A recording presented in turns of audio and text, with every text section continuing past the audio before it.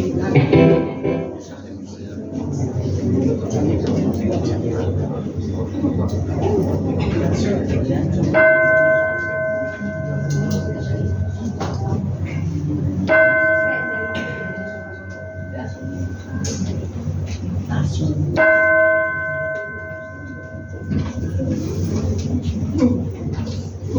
pagi Bapak Ibu sekalian. Apa kabarnya hari ini? Luar biasa. Puji Tuhan, kita ada di dalam pemeliharaan Tuhan. Mari Bapak Ibu sekalian, kita akan beribadah kepada Tuhan. Kita akan mempersiapkan hati kita di dalam saat teduh sejenak di hadapan Tuhan.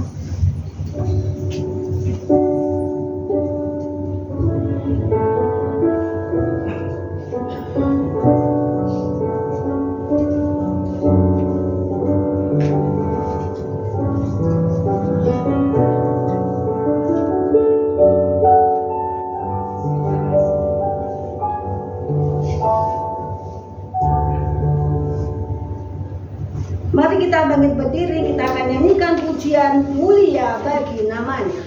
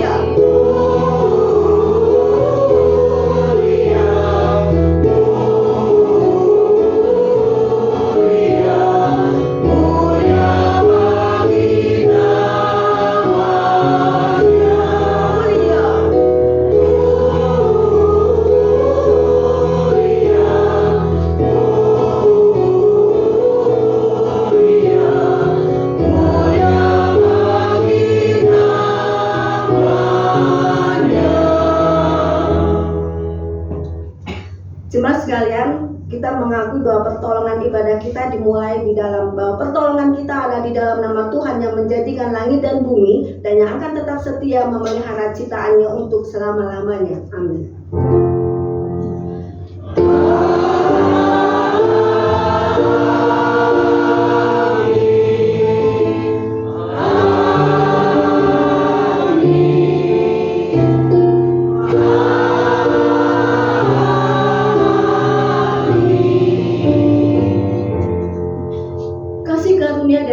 sejahtera dari Allah Bapa kita dan dari Tuhan Yesus Kristus akan menyertai saudara sekalian. Tuhan Yesus beserta kita semua.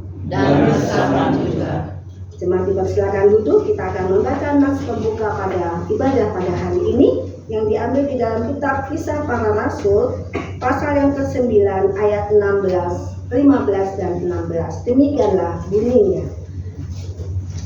Tetapi firman Tuhan kepadanya, pergilah, sebab orang ini adalah pilihan bagiku untuk memberitakan namaku kepada bangsa-bangsa lain serta raja-raja dan orang-orang Israel. Aku sendiri akan menunjukkan kepadanya betapa banyak penderitaan yang harus ditanggung oleh karena namaku.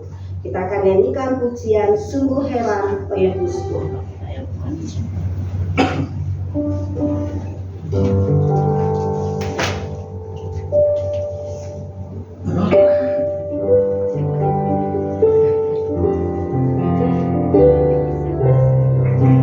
Nyanyikan bait 1 dan bait ketiga.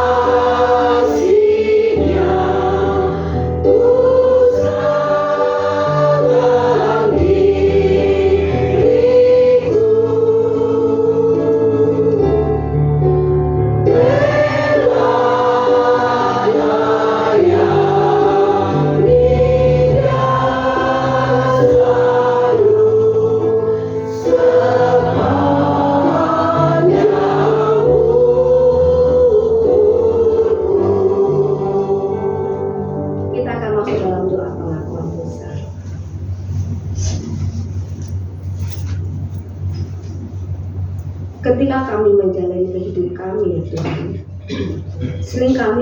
seringkali kami menjalani hidup kami dengan tidak berkenan kepada Tuhan. Kami seringkali melalui perkataan, perilaku dan tingkah laku bahkan pemikiran kami sekalipun, kami telah mengecewakan Tuhan dan sesama kami, bahkan orang-orang yang terdekat dengan kami sekalipun. Bapa, ke dalam ketidaksempurnaan kami ini, Engkau selalu membuat kami selalu mengingat akan kasih dan setia Tuhan.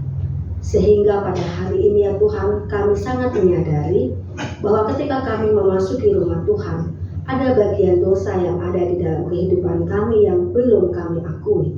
Bahkan kami bawa di sepanjang kehidupan kami ketika kami melewati hari-hari hidup kami.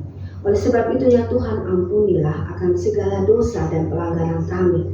Ampunilah di dalam segala tindakan kami, pikiran kami, perkataan kami, atau apa sajalah yang kami lakukan sepanjang kehidupan yang sudah kami lalui, yang tentunya kami sangat menyadari bahwa itu menyakiti hati Tuhan, mengecewakan akan hati Tuhan, dan menyakiti hati sesama kami.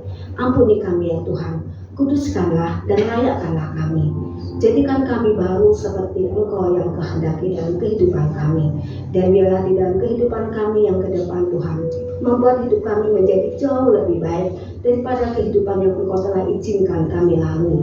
Ampuni sekali lagi dosa-dosa kami ya Tuhan, sehingga ketika kami beribadah kepada Tuhan pada pagi hari ini, dosa kami, kesalahan kami, pikiran kami yang jahat, tindakan kami yang Engkau tidak berkenan, tidak menghalangi itu semua untuk mendapatkan berkat dari Tuhan, karena Engkau telah mengampuni kami, Engkau telah menguduskan kami. Terima kasih Bapa di surga, berkatilah untuk ibadah kami pada pagi hari ini. Ketika kami memuji Tuhan, ketika kami memberikan rasa syukur kami di dalam bentuk persembahan, bahkan terutama ketika kami mendengarkan suara Tuhan melalui hamba-Mu Pendeta Suto akan menyampaikan firman-Mu, biarlah kami semuanya bukan hanya menjadi pendengar yang setia, tetapi kami menjadi pelaku firman Tuhan. Kami mengimaninya, kami melakukan firman Tuhan, dan kami menjadikan berkat bagi sesama. Terima kasih Bapa di surga, di dalam nama Tuhan Yesus kami berdoa. Amin. Mari Bapak Ibu sekalian, kita bangkit berdiri, kita akan mendengarkan berita anugerah. Berita anugerah pada pagi hari ini diambil di dalam kitab Galatia pasal yang kedua ayat 19 dan 20. Demikianlah bunyinya. Sebab aku telah mati oleh hukum Taurat untuk hukum Taurat, supaya aku hidup untuk Allah. Aku telah disalibkan dengan Kristus, namun aku hidup, tetapi bukan lagi aku sendiri yang hidup, melainkan Kristus yang hidup di dalam aku. Dan hidupku yang kuhidupi sekarang di dalam daging adalah hidup oleh iman dalam Anak Allah yang telah mengasihi aku dan yang telah menyerahkan dirinya untuk aku. Demikianlah berita anugerah dari Tuhan. Salam damai kepada Bapak Ibu sekalian dan jemaat sekalian. Kita akan nyanyikan pujian 316, Rahmat Yesus yang indah.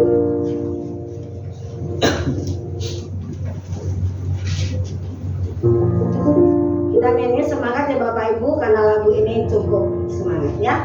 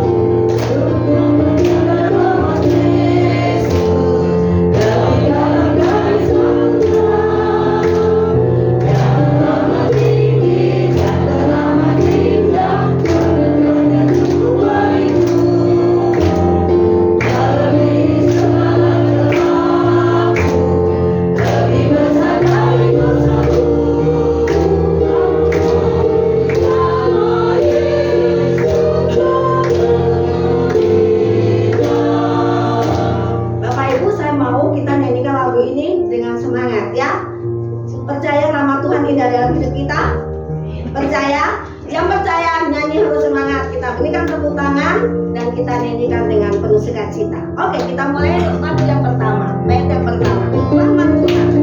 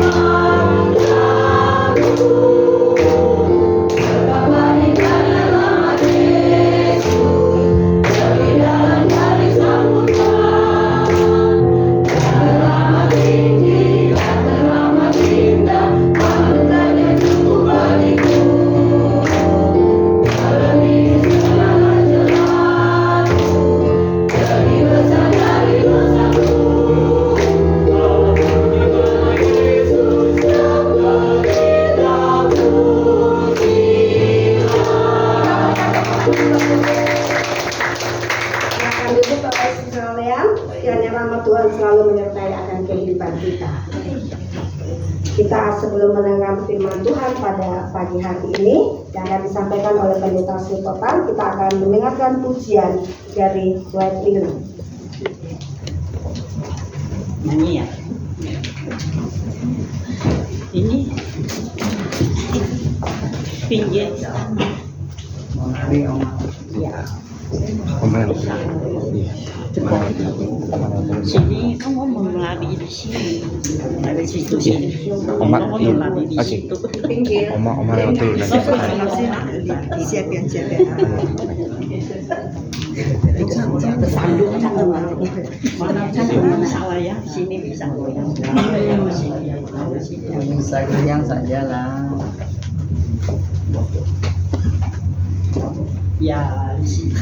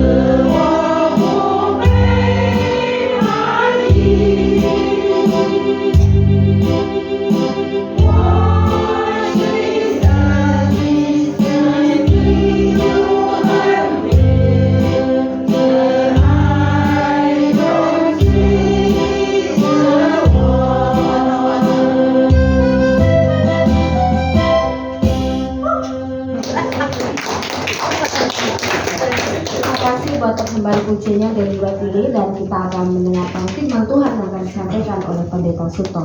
Silakan.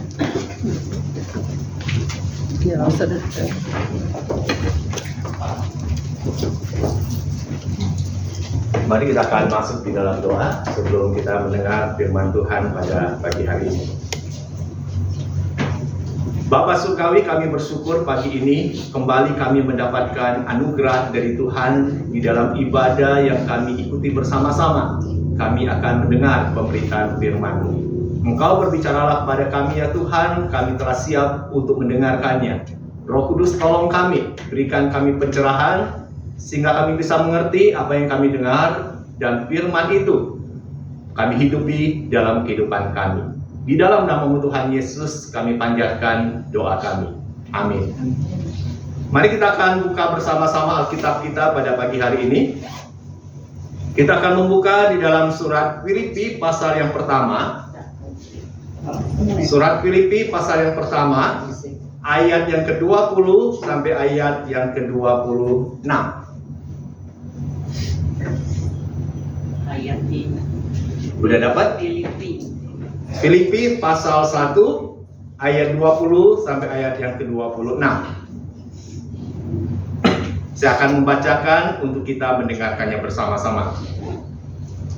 Sebab yang sangat kurindukan dan kuharapkan ialah bahwa aku dalam segala hal tidak akan beroleh malu, melainkan seperti sedia kala, demikian pun sekarang, Kristus dengan nyata dimuliakan di dalam tubuhku, baik oleh hidupku maupun oleh matiku. Karena bagiku hidup adalah Kristus dan mati adalah keuntungan. Tetapi jika aku harus hidup di dunia ini, itu berarti bagiku bekerja memberi buah. Jadi mana yang harus kupilih? Aku tidak tahu. Aku didesak dari dua pihak. Aku ingin pergi dan diam bersama-sama dengan Kristus. Itu memang jauh lebih baik. Tetapi lebih perlu untuk tinggal di dunia ini karena kamu. Dan dalam keyakinan ini tahulah aku akan tinggal dan akan bersama-sama lagi dengan kamu sekalian supaya kamu makin maju dan bersukacita dalam iman. Sehingga kemegahanmu dalam Kristus Yesus makin bertambah karena aku apabila aku kembali kepada kamu. Demikianlah firman Tuhan yang berbahagia kita yang membaca, merenungkan dan yang melakukan firman itu dalam hidup kita. Haleluya. Haleluya. Haleluya.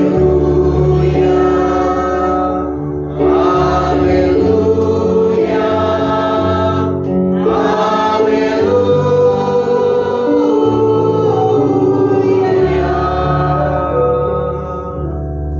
Shalom, selamat pagi jemaat yang dikasihi Tuhan. Shalom. Semua baik-baik hari ini? Senyumnya beda ya, karena kita udah masuk bulan yang baru. Pas di tanggal 1 September. Hari ini kita akan merenungkan firman Tuhan yang berbicara tentang transisi kematian dan kehidupan dalam Yesus. Kalau kita melihat kondisi yang ada di sekitar saat sekarang ini, kalau dipertanya kepada kita, dalam budaya yang dianggap sudah modern zaman sekarang ini, budaya apa yang sudah langka kita temukan? Baik dalam kehidupan kita bermasyarakat, dalam kehidupan kita bergereja, budaya apa yang sekarang ini sudah langka kita temukan? Budaya apa? Anak turun tahu? Nggak tahu. Oma-oma tahu yang tadi nyanyi? Budaya apa yang sudah langka kita temukan zaman sekarang ini? Gak ada yang tahu ya? 4 huruf,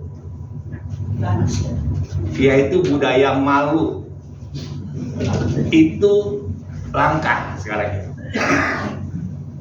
Kalau dulu ketika orang mau melakukan kejahatan, itu dipikir dulu matang-matang. Kenapa? Karena kalau dia ketahuan melakukan kejahatan itu, malunya bisa sampai istilahnya 7 keturunan. Contohnya gini, kalau dulu ada seorang pria tinggal serumah dengan seorang wanita tanpa ikatan pernikahan, malu nggak dengan tetangga? Malu. Kenapa? Malu. Karena akan diomongin oleh tetangga, ini kumpul kebo katanya.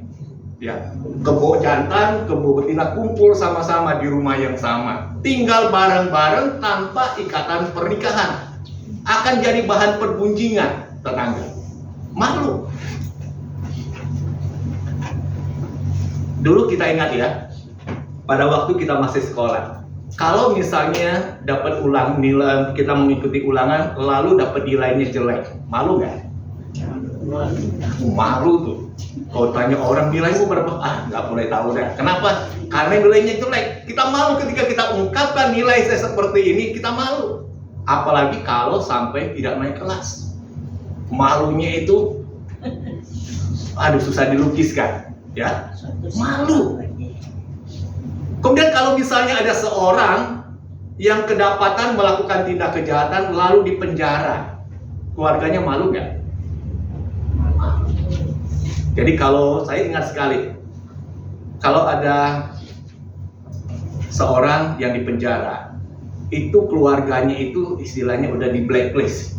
Jadi kalau misalnya ada yang mau cari menantu, kenalan dulu kan ya, orang tuamu siapa, kerjanya apa, lalu terakhir Kalau dia bilang, papa saya dulu mantan napi, dikurung 20 tahun. Mau diterima nggak jadi menantu?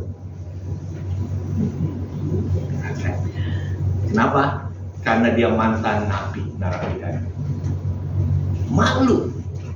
Kalau bisa disembunyikan, masa lalu kita yang begitu jelek kita sembunyikan supaya orang nggak tahu. Karena apa? Karena malu. Tapi sekarang kalau kita lihat, budaya malu itu udah langka. Nilai jelek, bangga dia pamer-pamer nih nilai saya nih. Nggak naik kelas, bangga tuh. Waduh, saya bisa berteman dengan kamu lagi nih, dengan adik saya nih. Nggak ada rasa malu. Kumpul kebo gimana? Bangga. Malah dia bisa pamerin di medsos, jadi viral. Tanpa ikatan pernikahan, punya anak, tinggal serumah. Waduh, bangga banget. Kalau di penjara, pernah lihat kita kalau di tayangan-tayangan TV, ketika ada seorang yang ditangkap karena kasus korupsi nih, lihat wajahnya, senyum-senyum tuh. Bingung saya kadang-kadang lihat, di penjara udah pakai jaket orange, senyum-senyum, dia masih di kamera, nggak ada malunya. Menyalahgunakan kekuasaan, memutar balik hukum dan lain-lain, dia nggak malu. Itu dalam kehidupan keseharian kita. Terus bagaimana ketika kita bicara dalam kehidupan kita bergereja? Hari Minggu, hari buat Tuhan, betul? Tanggalnya tanggal merah nggak itu kalau hari Minggu ya? Semua sama ya, tanggalnya merah. Kenapa sih dijadiin tanggal merah?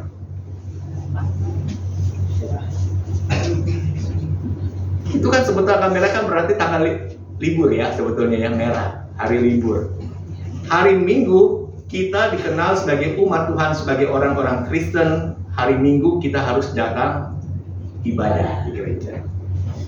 Itu sebuah hal yang nggak usah dipaksa-paksa lagi. Itu sebuah hal yang harusnya lahir dari hati kita. Saya mau datang beribadah pada hari Minggu. Kalau nggak ibadah gimana? Malu kan? Misalnya ya, kita lagi pergi ketemu sama tetangga bilang, kamu kok hari ini kan Kristen kan? Iya. Kok nggak ke gereja hari ini? Jawaban kita apa? Malu nggak waktu ditanya oleh tetangga seperti itu? Kadang-kadang nggak malu lagi, bangga. Waduh, saya nggak bisa ke gereja hari ini, sibuk ini dan itu. Kira-kira kan harusnya malu ya. Minggu harusnya datang ibadah, tapi kita melalaikan itu untuk melakukan hal-hal yang lain. Mestinya kita malu. Terus seorang Kristen dikenal sebagai seorang yang menyatakan kasih Kristus. Tahu-tahu kita berantem nih, berantemnya rame sekampung, pada tahu semua kita berantem, bertengkar, adu mulut, bahkan adu otot. Malu nggak kira-kira? Harusnya malu. Tapi sekarang jarang ada rasa malu seperti ini. Jadi kadang-kadang memposisikan dirinya, saya hebat, siapa yang berani dengan saya akan hadapi dia, bahkan sampai tetes darah saya terakhir. Itu bukan sebuah kebanggaan, tapi sebuah hal yang membuat harusnya kita malu. Kenapa? Karena nggak sepantasnya kita lakukan hal seperti itu. Nah, hari ini kita belajar dari apa yang ditulis oleh Rasul Paulus di dalam suratnya. Filipi pasal 1 ayat 20-26 mencatat tentang seorang tokoh yang bernama Rasul Paulus. Coba kita perhatikan di ayat yang ke-20. Yang diungkapkan oleh Rasul Paulus apa yang menjadi kerinduan dan harapan Paulus dalam kehidupan dia, dalam dirinya. Kalau setiap kita ditanya hari ini, kita tentunya punya kerinduan, punya harapan dalam hidup. Apa yang menjadi kerinduan dan harapan kita dalam hidup? Ada yang suka katakan, saya rindu, saya berharap Tuhan memberikan saya tubuh yang sehat. Di masa tua pun saya tetap sehat. Ada yang merindukan, mengharapkan apa?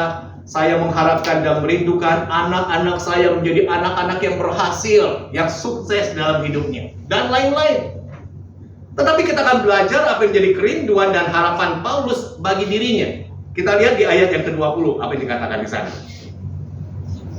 Sebab yang sangat kurindukan dan kuharapkan ialah bahwa aku dalam segala hal tidak akan beroleh malu. Hebat gak ini pernyataan Paulus? Hebat. Dia ungkapkan yang menjadi harapan dan kerinduan dia bahwa dirinya dalam segala hal tidak akan beroleh malu. Karena rasa malu, perasaan malu itu penting sekali dalam hidup seseorang. Dan Paulus katakan, aku menjadi kerinduanku, aku tidak ingin beroleh malu. Kenapa bisa seperti itu? Kita ungkapkan alasan diungkapkan oleh Rasul Paulus di ayat yang ke-20 ini. Melainkan di ayat yang ke-20, sebab yang sangat kurindukan dan kuharapkan ialah bahwa aku dalam segala hal tidak akan beroleh malu, melainkan seperti sedia kala. Sejak awal dikatakan, sedia kala demikian pun sekarang, Kristus dengan nyata dimuliakan di dalam tubuhku, baik oleh hidupku maupun oleh matiku. Jadi kerinduan Paulus dalam kehidupan dia rindu Kristus itu nyata, dimuliakan dalam keseluruhan kehidupan dia, di dalam tubuhnya, baik pada waktu dia hidup maupun pada waktu dia mati. Nah, hal ini bisa terjadi dalam diri Paulus karena Rasul Paulus itu telah mengalami perubahan sebetulnya dalam hidup, yaitu sebuah transisi kematian dan kehidupan itu. Kita coba mengingat kembali apa sih yang telah terjadi pada diri Paulus. Paulus itu sebelum dia menjadi seorang Rasul Tuhan, bagaimana sikap dia, tindakan dia terhadap kekristenan? Baik ya? Pernah baca ya kehidupan Rasul Paulus ya? Khususnya di dalam kitab Kisah Para Rasul. Seperti apa sih Rasul Paulus itu? Sebelum dia menjadi seorang Rasul Tuhan, bagaimana sikap dia, tindakan dia terhadap kekristenan, orang-orang yang mengaku percaya kepada Yesus? Ibu Aili pernah baca Kisah Para Rasul? Belum pernah ya? Udah pernah ya? Pernah baca nggak tentang kisah Paulus ini? Sebelum dia disebut sebagai Paulus, dia dikenal sebagai Saulus. Seperti apa tindakannya? Boleh minta bantuan sama Ibu Lingling, tetangganya. Gimana sikapnya Ibu Lingling? Tahu Pak. Nggak tahu ya? Pak. Lausa mungkin bisa bantu Lausa. Gimana sikap Saulus itu sih terhadap kekristenan? Menindas jahat sama Betul. orang Kristen. Dia menindas, dia bertindak jahat terhadap orang-orang Kristen. Jadi dicatat di dalam Kisah Para Rasul bagaimana ketika Stefanus itu dilempari dengan batu, dirajam dengan batu sampai mati, Saulus hadir. Kalau kita lihat kejadian seperti itu, gimana kita meresponi? Kalau kita lihat ada orang dilempari dengan batu, bahkan sekarat dia, sikap kita seperti apa? Disyukurin? Kita tepuk tangan, wah hebat nih yang lempari dia dengan batu, seperti itu. Kita kan biasanya ibah, kasihan, saya mau tolong dia, jangan sakiti dia, kan harus seperti itu. Tetapi Saulus ketika dia melihat kejadian itu, Stefanus dirajam dengan batu, bahkan hampir mati, bahkan mati dirajam dengan batu, Saulus menyetujui tindakan ini tindakan yang hebat. Bahkan Saulus itu dengan segala kekuatan, kekuasaan yang dia miliki, dia mau mengejar setiap orang-orang Kristen, ditangkap, dipukuli, bahkan dimasukkan dalam penjara, kalau bisa dihilangkan nyawanya. Ini Saulus. Jangan nggak orang-orang seperti itu. Jangan. Zaman sekarang ada nggak orang-orang tipe model seperti Saulus ini? Khususnya kita di Indonesia ada nggak? Ada, ya. Banyak orang-orang jadi provokator, lemparin batu, orang lagi ibadah di gereja. Ada juga yang mukulin orang Kristen, bahkan ada juga yang memburu dan membunuh orang-orang Kristen. Jadi kalau kita ingat, di Indonesia kan pernah beberapa kali terjadi ya, kasus-kasus pembakaran gereja, kasus-kasus pembunuhan atas orang-orang Kristen pernah terjadi. Kita tentu ingat kejadian di Ambon, di Poso. Itu ada orang-orang provokator-provokator yang dengan kebencian dia mau menghabisi setiap orang-orang Kristen itu. Nah, Saulus ini pun melakukan tindakan seperti ini. Dia sangat benci terhadap kekristenan. Bahkan ketika suatu kali dikatakan dia minta surat kuasa dari imam-imam kepala yang di Yerusalem. Dengan membawa surat kuasa itu dia mau pergi ke Damsyik. Mau ngapain ke Damsyik? Memburu orang-orang Kristen di sana. Dia tangkap, dia penjarakan, dan dia punya hak otoritas karena ada surat kuasa itu. Tetapi dalam perjalanannya menuju ke Damsyik, ketika dia sudah hampir tiba di Damsyik, Tuhan menemui Saulus. Ya. Tuhan tangkap Saulus, Yesus tangkap Saulus. Sehingga ketika dia melihat sinar yang begitu terang sekali, matanya buta, nggak bisa lihat. Sehingga dia harus dituntun oleh temannya yang sama-sama seperjalanan untuk memasuki kota Damsyik. Terus pada waktu dia dalam keadaan kebutaannya, Tuhan berbicara kepada salah seorang hambanya, seorang rasul Tuhan yang bernama Ananias. Tuhan bicara kepada Ananias, engkau pergi, temui seorang dari Tarsus namanya Saulus. Doakan dia. Terus apa yang dilakukan oleh Ananias ketika dia mendengar nama Saulus? Ananias tahu nggak Saulus seperti apa? Dia tahu.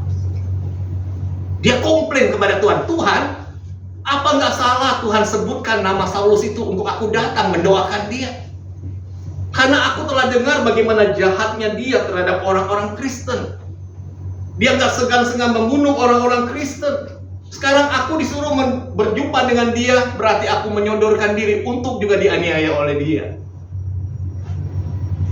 Tetapi satu hal yang dinyatakan di dalam Kisah Para Rasul yang tadi sudah dibacakan, di dalam nas pendahuluan ibadah ini. Apa yang Tuhan katakan tentang Saulus ini? Kita lihat di dalam Kisah Para Rasul pasal 9 tadi. Kisah Para Rasul pasal 9, apa yang Tuhan katakan tentang diri Saulus? Kisah Para Rasul 9 ayat 15 dan 16. Kita lihat dulu ayat 14-nya. Perkataan yang diucapkan oleh Ananias kepada Tuhan yang menyuruh dia untuk datang menjumpai Saulus. Apa yang Ananias katakan tentang diri Saulus ini?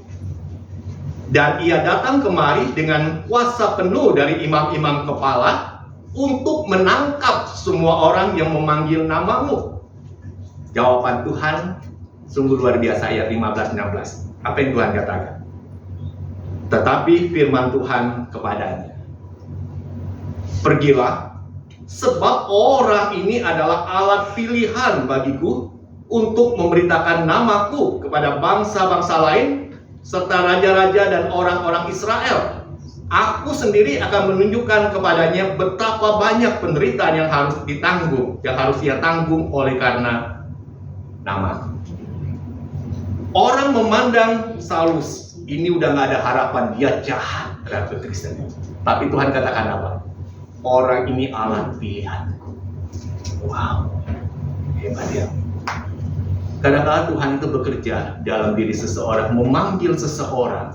Orang ini sudah jadi sampah masyarakat, sudah kita katakan gak ada harapan, hancur hidupnya. Lebih baik dibuang orang model seperti ini. Tapi Tuhan katakan apa? Tuhan katakan, ini alat pilihan di tanganku. Dia akan menjadi alat untuk menyatakan kuasaku, menyatakan namaku untuk orang-orang yang akan dia temui.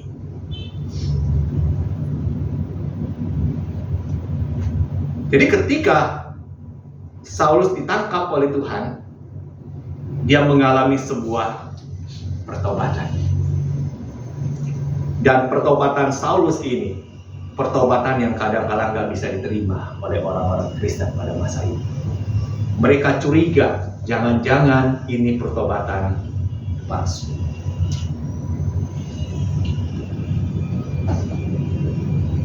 Ketika Saulus sudah mengalami pertobatan itu, bagaimana dia memaknai kehidupan barunya? Sebelum dia bertobat, dia digambarkan seperti pribadi yang sudah mati secara rohani. Tetapi ketika dia percaya kepada Yesus, dia mengalami transisi dari kematian itu kepada kehidupan. Nah, bagaimana cara Saulus atau Paulus memaknai kehidupan barunya? Kita perhatikan di dalam berita anugerah yang tadi sudah dibacakan. Di dalam Galatia pasal yang kedua, ayat 19 dan ayat yang ke-20. Kita lihat sama-sama, supaya kita mengerti lebih mendalam tentang hal ini. Galatia pasal yang kedua, ayat 19 dan ayat yang ke-20. Apa yang dikatakan oleh firman Tuhan? Sebab aku telah mati oleh hukum Taurat, untuk hukum Taurat, supaya aku hidup untuk Allah. Aku telah disalibkan dengan Kristus. Terus ayat yang ke-20. Namun aku hidup, tetapi bukan lagi aku sendiri yang hidup, melainkan Kristus yang hidup di dalam aku. Dan hidupku yang kuhidupi sekarang di dalam daging adalah hidup oleh iman dalam Anak Allah yang telah mengasihi aku dan menyerahkan dirinya untuk aku. Jadi Paulus memaknai dirinya, kehidupan yang Tuhan berikan bagi dia, bahwa manusia lamanya yang hidup di bawah Taurat itu sudah mati. Manusia lamanya yang penuh dengan kebencian terhadap kekristenan, terhadap orang-orang yang dianggap sesat, itu sudah mati. Sekarang kematiannya itu kematian karena Yesus yang sudah disalib. Dia gambarkan dirinya pun manusia lamanya sudah mati tersalib bersama dengan Kristus. Sekarang dia menjadi manusia baru. Bapak Ibu pernah nggak memiliki pemahaman seperti itu sebetulnya? Saya sudah jadi Kristen, percaya kepada Yesus, manusia lama saya sudah mati. Berarti kalau bicara tentang manusia lama yang sudah mati, keinginannya masih bisa nggak hidup di dalam dirinya? Kalau namanya sudah mati. Saya kasih contoh gini ya. Ibu Sucen paling suka makan apa?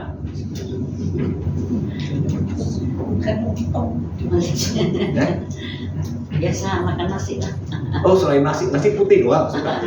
Yang lain. Suka makan buah-buah. Suka makan buah-buah ya. Misalnya gini dah ya, saya dulu ingat sekali. Misalnya ada seorang teman kita yang dulu semasa dia hidup, dia itu paling suka, kita dulu suka ada perjamuan kasih, ada ibu-ibu yang suka masak cukyo. Dia paling suka makan cukyo. Semasa hidupnya kalau ketemu sama cukyo itu, waduh, nafsu makannya langsung berlipat-lipat kali ganda. Terus suatu kali dia mati, meninggal, disemayamkan di rumah duka. Lalu kita ingat, semasa dia hidup, dia paling suka makan cukyo. Dah, kalau saya pergi ke rumah duka nanti, saya mau bawa dia cukyo 1 panci penuh. Kita datang kepada dia, lalu kita menghampiri jenazahnya. Kita panggil-panggil, bangun, ada cukyo di depan. Kira-kira dia mau bangun nggak makan cukyo itu? Nggak. Bener nggak? Nggak bisa makan lagi. Udah nggak bisa makan lagi. Kalau dia tahu-tahu bangun, dia bilang sia-sia nih buat cukyo ini keringat. Kabur semua. Berarti hidup atau mati dia? Hidup. Dia pura-pura mati. Betul ya? Jadi kalau kita pikir model seperti itu, kita pasti katakan nggak mungkin dia bisa hidup lagi, makan apa yang jadi kesukaannya. Tapi di dalam kehidupan kita sebagai seorang murid Yesus, sebagai seorang Kristen, kadang-kala ini terjadi. Dulu saya seorang yang, waduh, mulut saya susah direm, ngutukin orang paling suka.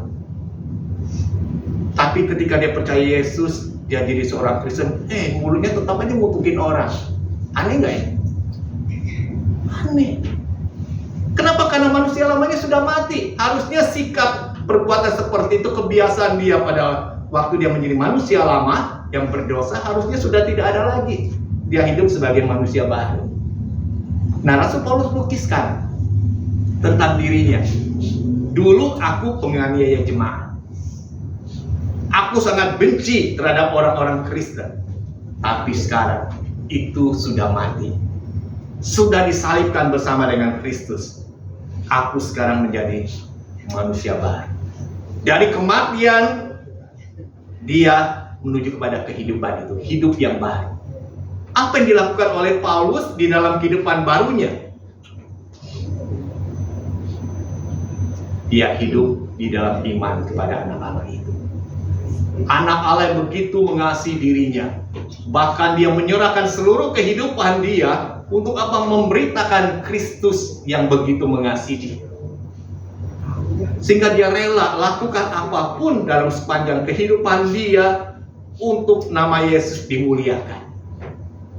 Bahkan dia rela menanggung segala hukuman, segala penindasan, segala tekanan dan intimidasi hanya untuk Kristus. Hanya untuk Kristus. Ini terjadi sebuah perubahan, transisi kematian kepada kehidupan itu dalam Yesus.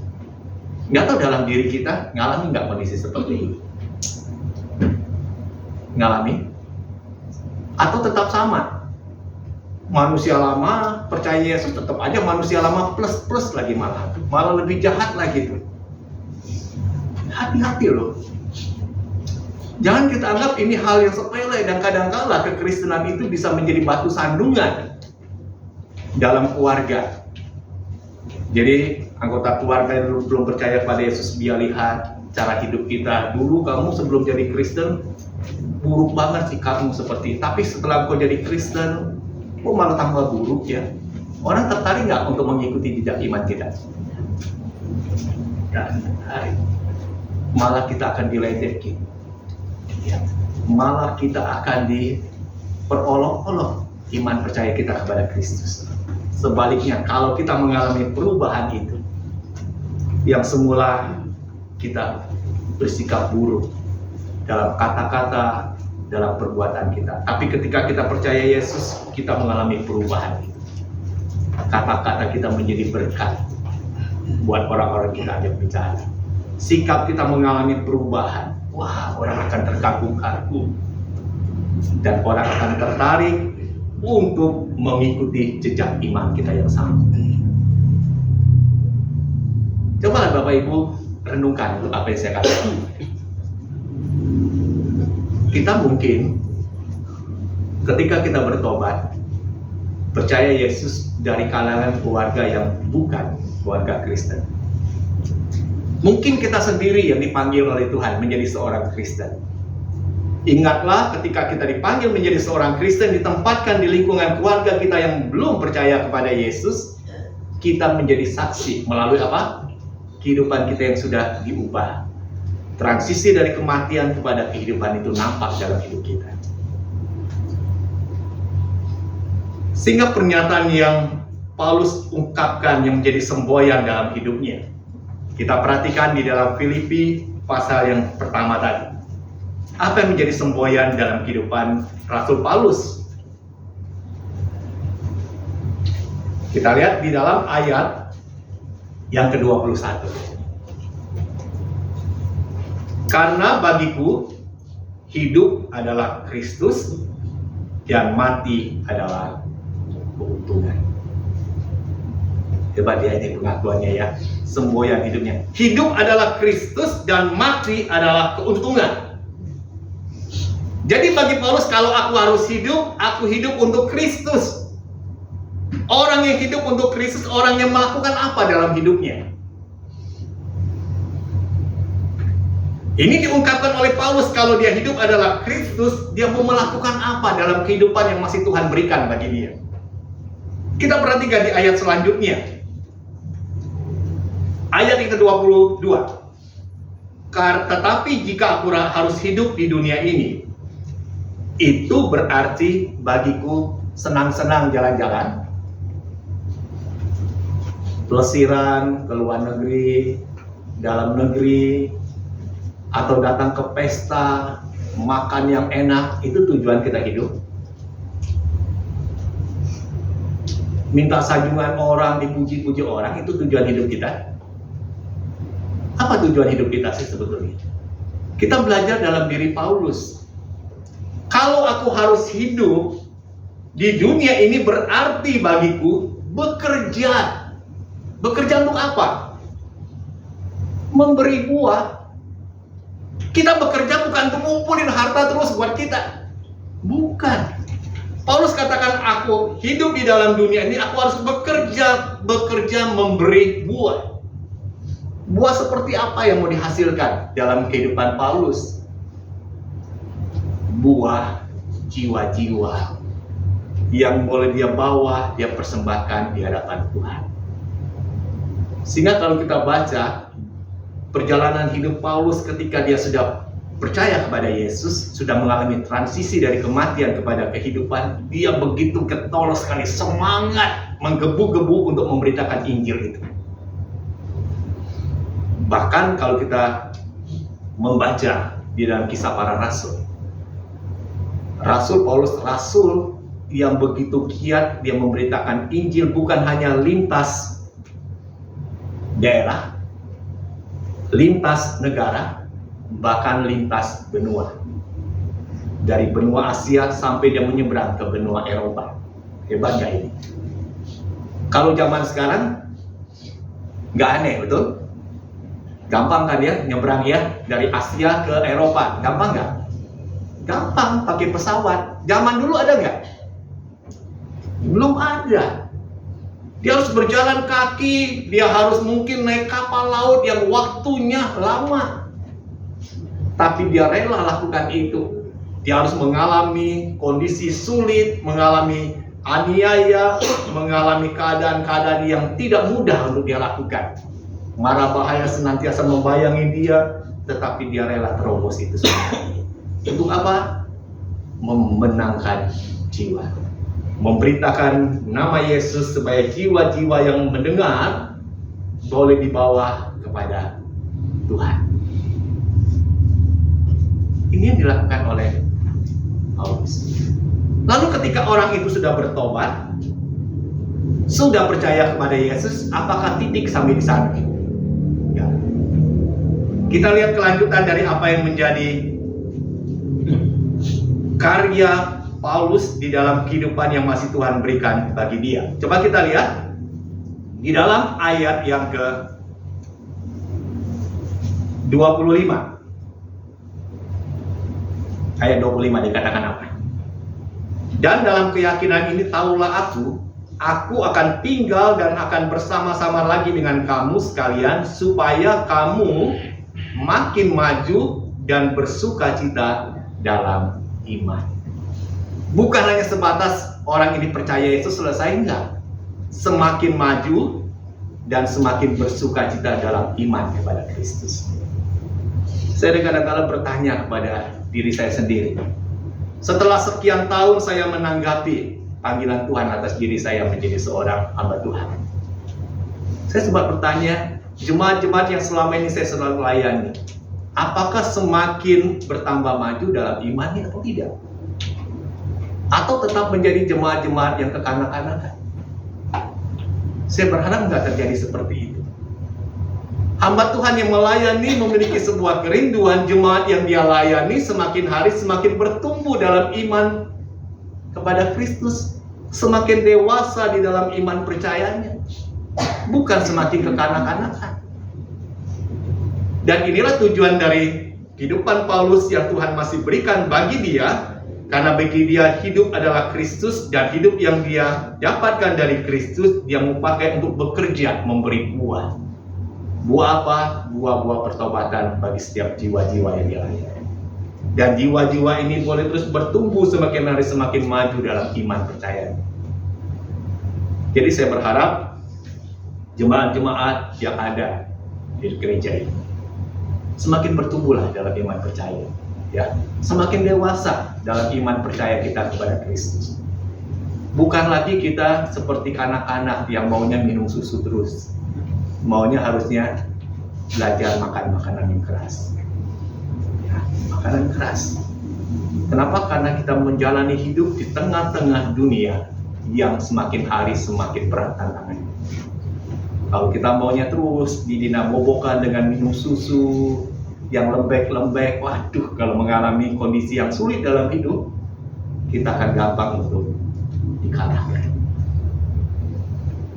Dan satu hal lagi yang menjadi keyakinan Paulus, hidup yang dia jalani itu tidak selama-lamanya dia miliki, betul? Kita yang hadir hari ini, kita nggak selama-lamanya memiliki hidup itu di dalam dunia. Suatu saat itu akan berakhir. Begitu banyak teman-teman kita jemaat Tuhan di pos Villa Martimas, dia sekarang nggak bersama-sama dengan kita. Baik dia sudah berusia lanjut, kita bilang kalau usia lanjut ya udah semestinya lah waktunya. Ada juga yang masih muda, ya masih muda. Artinya apa? Bahwa setiap pribadi orang-orang yang telah diselamatkan dalam Yesus, suatu saat hidup itu akan berakhir. Dan Paulus memiliki keyakinan seperti itu.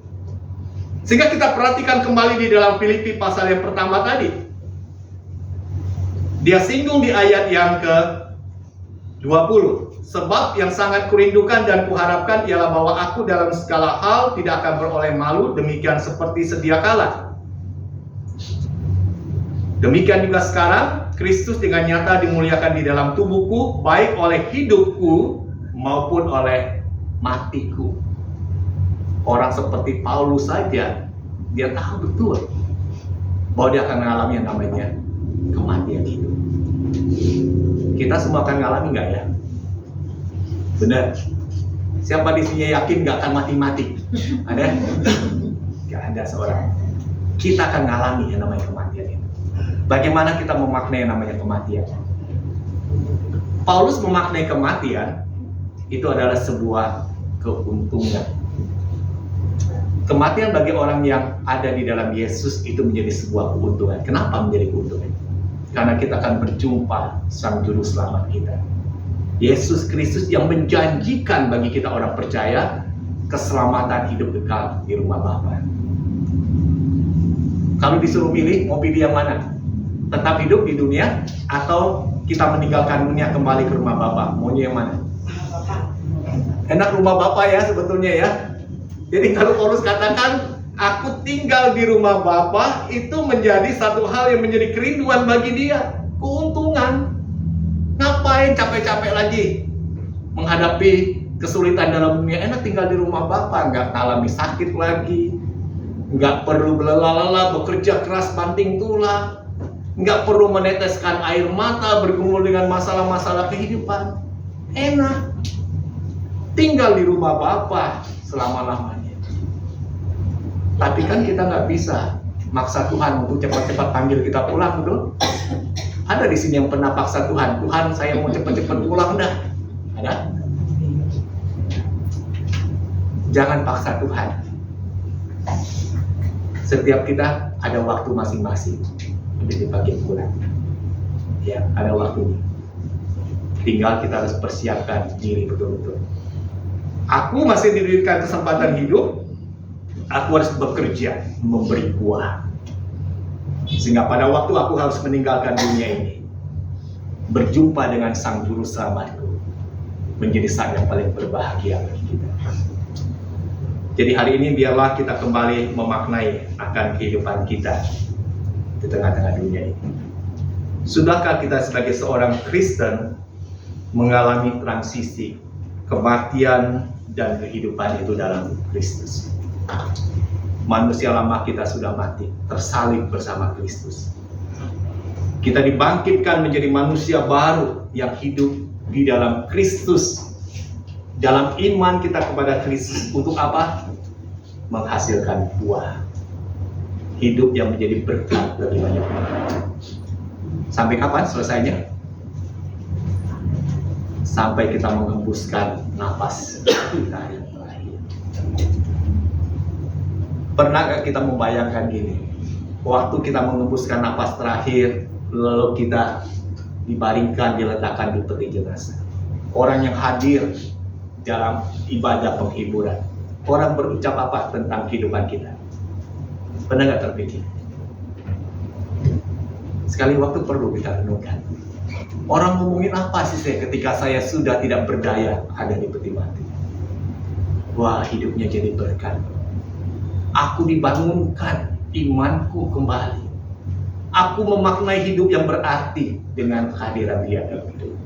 Wah, itu menjadi satu hal yang begitu membahagiakan. Tapi sebaliknya, kalau orang bicara dengan kita, untung dia sudah mati, buat masalah semakin berkurang. Untung dia dipanggil Tuhan cepat-cepat. Kalau enggak, aku semakin stres. Waduh, sedih kalau dengar kata-kata seperti ini. Ya, jadi biarlah melalui firman Tuhan hari ini, marilah kita bersama-sama berefleksi.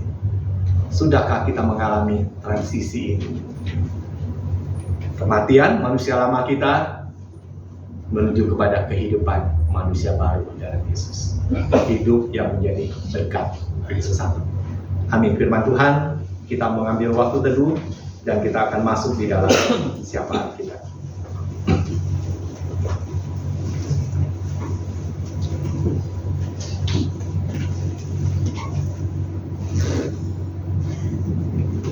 Tuhan, kami bersyukur firman-Mu boleh kami dengarkan pemberitaannya pada pagi hari ini.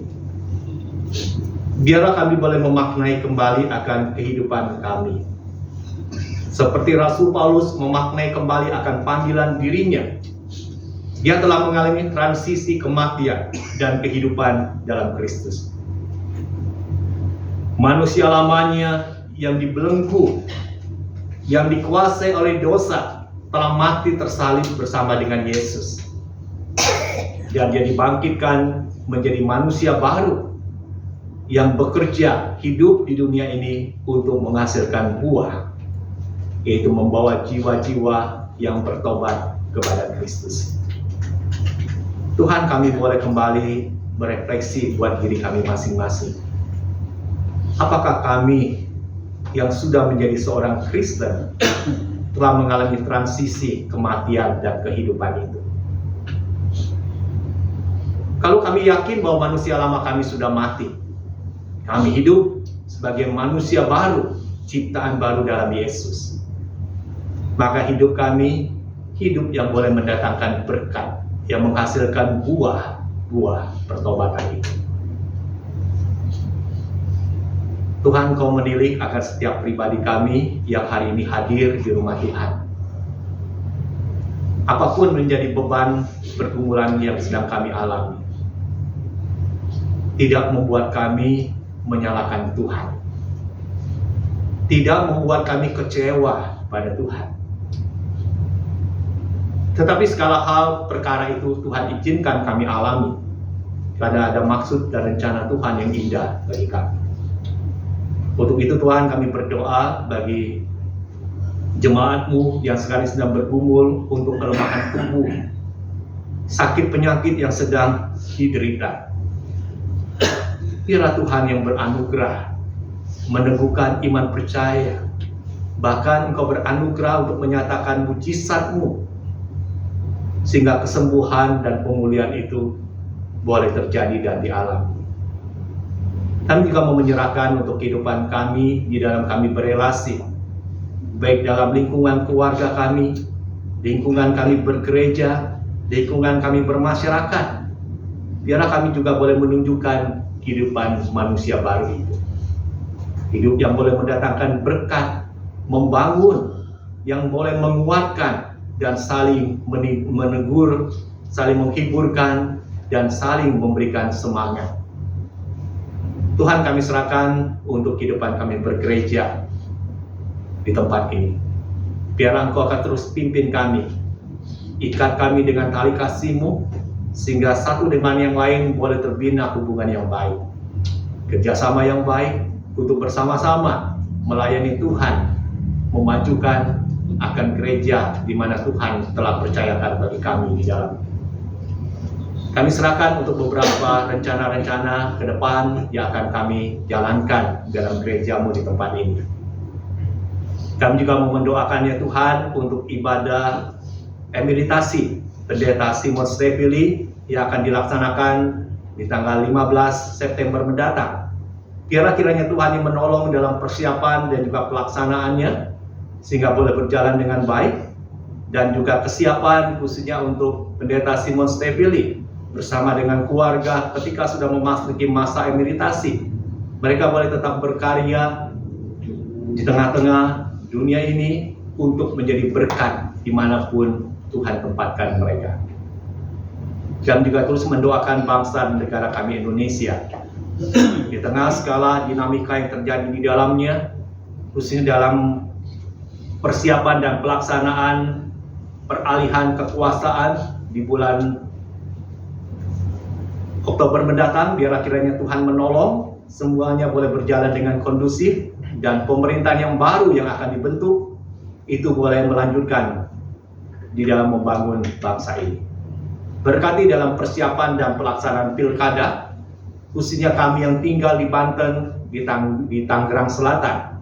Kami juga akan memilih kepala daerah yang akan memimpin daerah Banten dan juga Tangerang Selatan untuk 5 tahun ke depan. Tolong kami, untuk kami boleh bertanggung jawab menggunakan hak pilih kami dengan baik.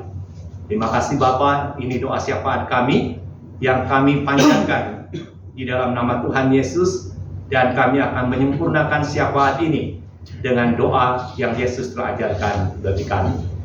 Bapa kami yang di surga, dikuduskanlah namamu, datanglah kerajaan-Mu, jadilah kehendak-Mu di bumi seperti di surga. Berikanlah kami pada hari ini makanan kami yang secukupnya, dan ampunilah kami akan kesalahan kami, seperti kami juga mengampuni orang yang bersalah kepada kami. Dan janganlah membawa kami ke dalam pencobaan, tetapi lepaskanlah kami daripada yang jahat, karena Engkau punya kerajaan dan kuasa dan kemuliaan sampai selama-lamanya. Amin.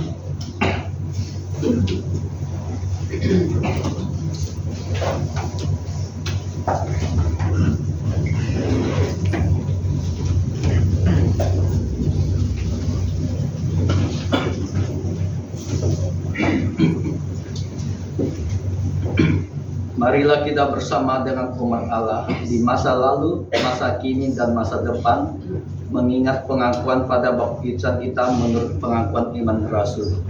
Aku percaya kepada Allah, Bapa yang Maha Kuasa, Khalik langit dan bumi, dan kepada Yesus Kristus, Anak yang tunggal Tuhan kita, yang kandung daripada Roh Kudus, lahir dari anak darah Maria, yang menderita sengsara di bawah pemerintahan Pontius Pilatus, disalibkan, mati, dan dikuburkan, turun ke dalam kerajaan maut, pada hari yang ketiga bangkit pula dari antara orang mati, naik ke surga, duduk sebelah kanan Allah, Bapa yang Maha Kuasa, dan di sana Dia akan datang untuk menghakimi orang yang hidup dan yang mati. Aku percaya kepada Roh Kudus, gereja yang kudus dan am, persekutuan orang kudus, pengampunan dosa, kebangkitan orang mati, dan hidup yang kekal. Amin.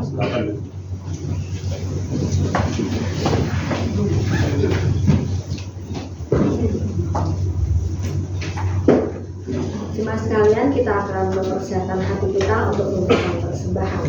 Nats persembahan pada pagi hari ini diambil di dalam kitab Lukas pasal yang ke-6 ayat 38, demikian bunyinya. Berilah dan kamu akan diberi suatu takaran yang baik, yang dipadatkan, yang digoncangkan dan tumpah keluar akan dicurahkan ke dalam ribaannya. Sebab ukuran yang kamu pakai untuk mengukur akan diukurkan kepadamu. Kita akan iringi dengan pujian, ku bersyukur sebab Dia tebusku.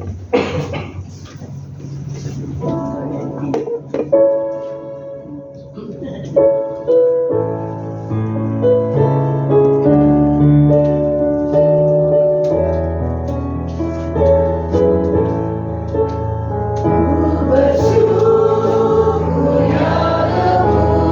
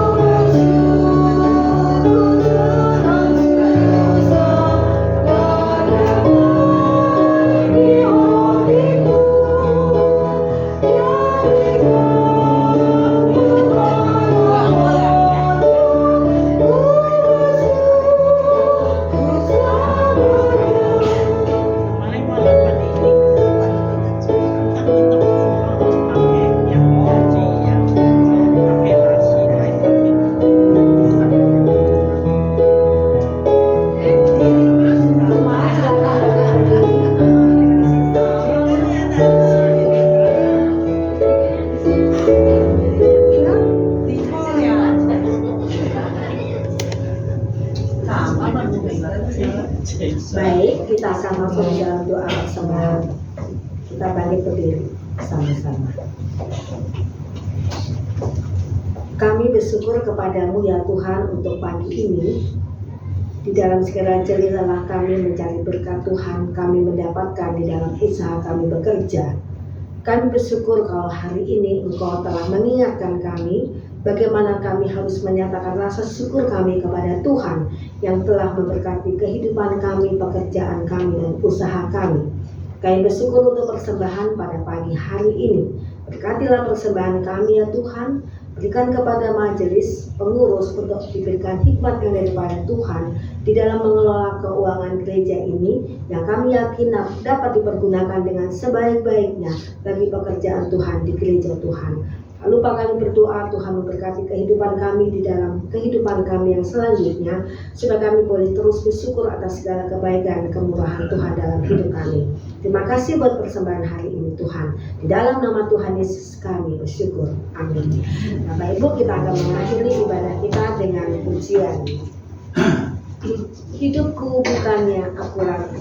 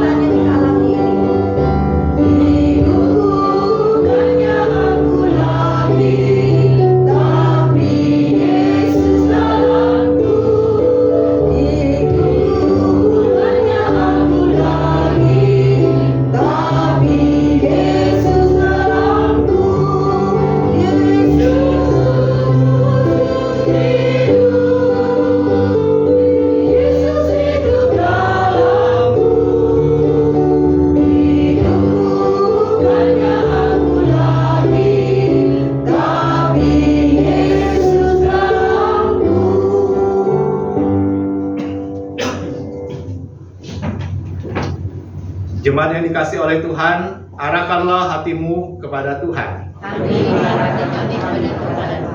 Jadilah saksi Kristus. Syukur kepada Allah. Terpujilah Tuhan. Kini dan selamanya. Dan terimalah berkat Tuhan. Tuhan memberkati engkau dan melindungi engkau. Tuhan menyinari engkau dengan wajah-Nya dan memberi engkau kasih karunia. Tuhan menghadapkan wajah-Nya kepadamu dan memberi engkau damai sejahtera. Amin.